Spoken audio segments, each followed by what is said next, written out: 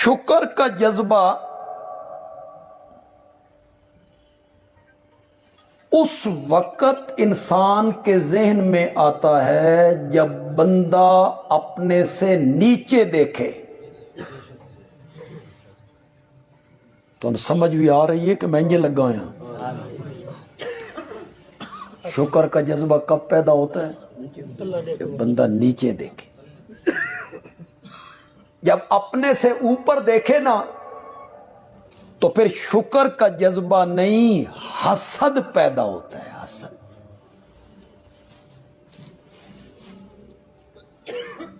Motor cycle پہ سوار جو شخص ہے یہ سائیکل والوں کو دیکھے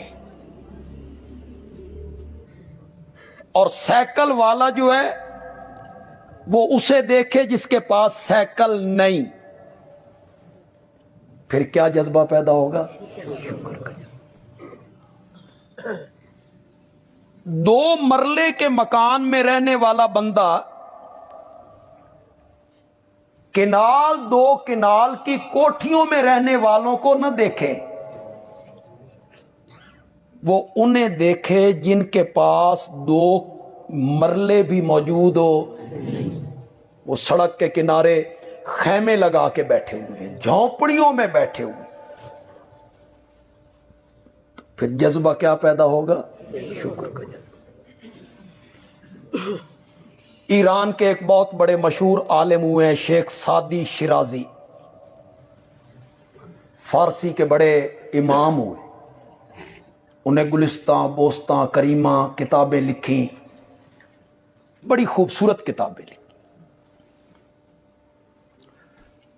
انہوں نے ایک بات لکھی ہے کہ میں سفر میں تھا، ایک مسجد میں نماز پڑھنے کے لیے گیا تو غربت میں میری حالت یہ تھی کہ میرے پاؤں میں جوتے نہیں تھے، میں ننگے پاؤں تھا. نماز پڑھنے کے بعد تھوڑا سا گلہ میرے دل میں آیا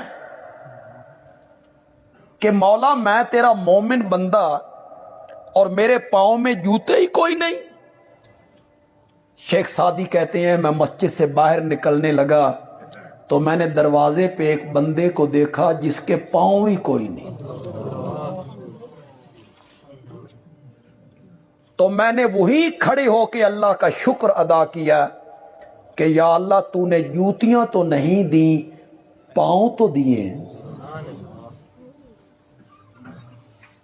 ہر نعمت پہ شکر کریں، ہر حال پہ شکر کریں. الحمدللہ علی کل. ایک شوگر کا مریض ہے، اب تو ہر تیسرا بندہ مریض ہے،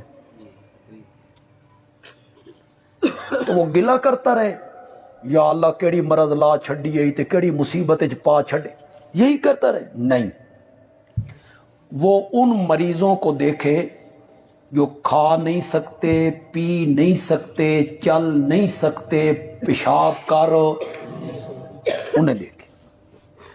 پھر ان کے دل میں شکر کا جذبہ آئے گا کہ مولا تو نے یہ بیماری لگائی، اس بڑی بیماری سے تو نے مجھے بچایا.